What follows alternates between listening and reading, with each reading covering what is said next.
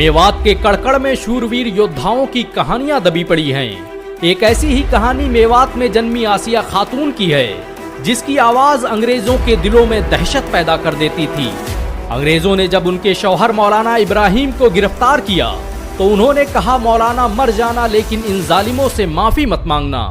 आसिया खातून की आलो औलादें देश की आजादी के लिए शहीद हो गईं और देश आजाद भी हो गया। लेकिन अफसोस की बात है कि गैरों ने तो क्या, मुसलमानों ने खुद इस नायिका को भुला दिया। आसिया खातून का जन्म 6 अप्रैल 1918 को हरियाणा के मेवात शहर में हुआ था। ये अलवर के मशहूर आलिम दीन मौलाना इब्राहिम की बीवी थी। 1930 में जब महात्मा गांधी ने नमक सत्याग्रह आंदोलन की शुरुआत की तो मौलाना इब्राहिम इस आंदोलन को भारत के कोने कोने में पहुंचाने का जरिया बने। मौलाना इब्राहिम की वजह से गुजरात से लेकर दिल्ली तक मुसलमानों की एक बड़ी आबादी ने नमक सत्याग्रह आंदोलन में हिस्सा लिया। और जब 5 मई 1930 को अंग्रेजों ने गांधी को गिरफ्तार किया तो उनके साथ मौलाना इब्राहिम और मौलाना हिफ्जुर रहमान सोहरावी जैसे आलिम दीन भी जेल की सलाखों में डाल दिए गए। अंग्रेजों ने दांडी यात्रा के विरोध में 60,000 लोगों को कैद खाने में डाला था और इसमें बड़ी तादाद उन उलमाओं की थी जो भारत के मुसलमानों की रीढ़ माने जाते थे। इन उलमाओं की फहरिस्त में मौलाना इब्राहिम के साथ मुफ्ती किफायतुल्लाह, मौलाना अहमद सईद देहलवी, अताउल्लाह शाह बुखारी, मोहम्मद मियां देवबंदी और मौलाना बशीर अहमद जैसे लोग शामिल थे। मौलाना इब्राहिम की गिरफ्तारी के बाद जब अंग्रेजों ने उन्हें टॉर्चर करना शुरू किया तो लोगों की रूहें कांप गईं। इतिहासकार लिखते हैं कि अंग्रेजों के जुल्म सितम का ये आलम था कि मौलाना के जिस्म पर खाल भी बाकी न बची थी। ऐसे में अंग्रेजों ने उनके सामने शर्त रखी कि अगर वो माफी मांग लेते हैं और दोबारा आजादी के किसी आंदोलन में हिस्सा नहीं लेते हैं तो उन्हें आजाद कर दिया जाएगा। देश में बहुत से लोग ऐसे भी हैं जिन्होंने मौत के खौफ और अंग्रेजों की चाटुकारिता में माफीनामे लिखे, लेकिन ये एक मौलाना का ज़र्फ था कि जिनका जिस्म तो अंग्रेजों के हंटर से बेजान हो गया, लेकिन उसने अंग्रेजों के सामने अपना सर न झुकाया। बात देश की थी तो मौलाना ने भी फख्र से कहा कि तुम मेरे जिस्म का एक एक हिस्सा अलग कर दो, लेकिन मेरे बदन से वतन की मिट्टी को अलग नहीं कर पाओगे। जिस वक्त अंग्रेज मौलाना पर जुल्म सितम कर रहे थे उस वक्त मौलाना का बेटा शदीद बीमारी में मुब्तला था।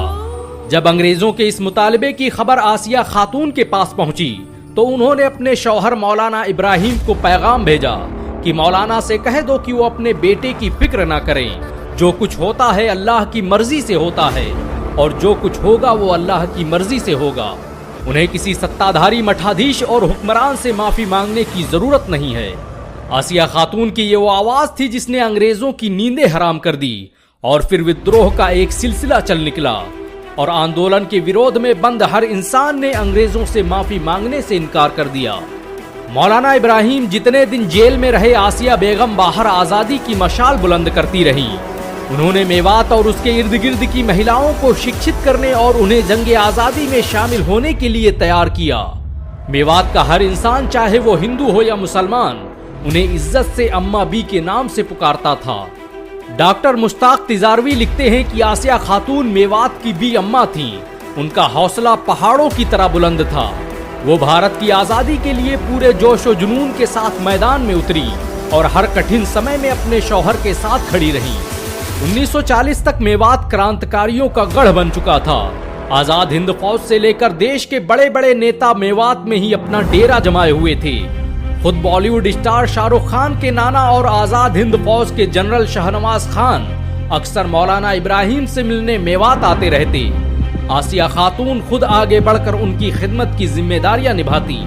कहते हैं कि आसिया खातून की नमाजें कभी कज़ा नहीं हुई। वो भारत की आजादी के आंदोलन में हिस्सा लेती और वहीं भरी महफिल में नमाज अदा करती।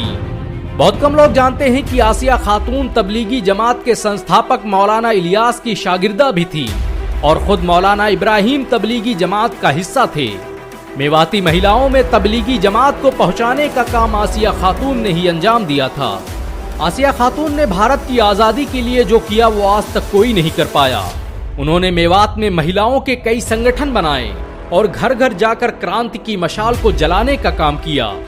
आसिया खातून के माँ बाप का साया बचपन से ही उठ गया था, लेकिन वो मेवात के लाखों लोगों के लिए माँ बाप का दर्जा रखती थी। आजादी के बाद भारत में जब फसादात का दौर शुरू हुआ तो उसने आसिया खातून को तोड़ कर रख दिया और ये जख्म ताउम्र उनके साथ जिंदा रहा। देश के लिए अपना सब कुछ कुर्बान कर देने वाली इस महान वीरांगना को यकीन नहीं हो रहा था कि जिस देश के लिए उसने इतनी कुर्बानियां दी हैं, उस देश के लोगों को धर्म की बुनियाद पर कत्ल किया जा रहा है। आसिया खातून आजादी के बाद भी कई सालों तक जिंदा रहीं। उन्होंने हजारों बेघर मुसलमानों को विस्थापित करने का काम किया और जब आजादी के बाद उनके पति मौलाना इब्राहिम मेवात के एमएलए बने तो उनके साथ समाज सेवा में लग गई। 18 दिसंबर साल 1995 को 78 साल की उम्र में उनका इंतकाल हो गया। आसिया खातून ने अपनी पूरी जिंदगी देश की अस्मिता, अखंडता और सुरक्षा के लिए कुर्बान कर दी, लेकिन ये अफसोस की बात है कि गैरों ने तो क्या, खुद मुसलमानों ने इस महान नायिका को हमेशा के लिए भुला दिया। असदुद्दीन ओवैसी ने पिछले साल आसिया खातून की फोटो को ट्वीट करते हुए लिखा था कि आज हम आजादी की नायिका अम्मा बी आसिया को याद कर रहे हैं, जिन्हें लोगों ने भुला दिया है। अगर आप ये वीडियो देख रहे हैं तो आपसे गुजारिश है कि इस वीडियो को लाइक और शेयर जरूर करें ताकि आजादी के इस गुमनाम चेहरे को फिर से जिंदा किया जा सके। अगर एक मुसलमान होने के नाते आपको गर्व महसूस हुआ हो तो इस वीडियो को लाइक और शेयर जरूर करें। ऐसी और वीडियो को देखने के लिए हमारे चैनल को सब्सक्राइब करें, घंटा जरूर दबाएं।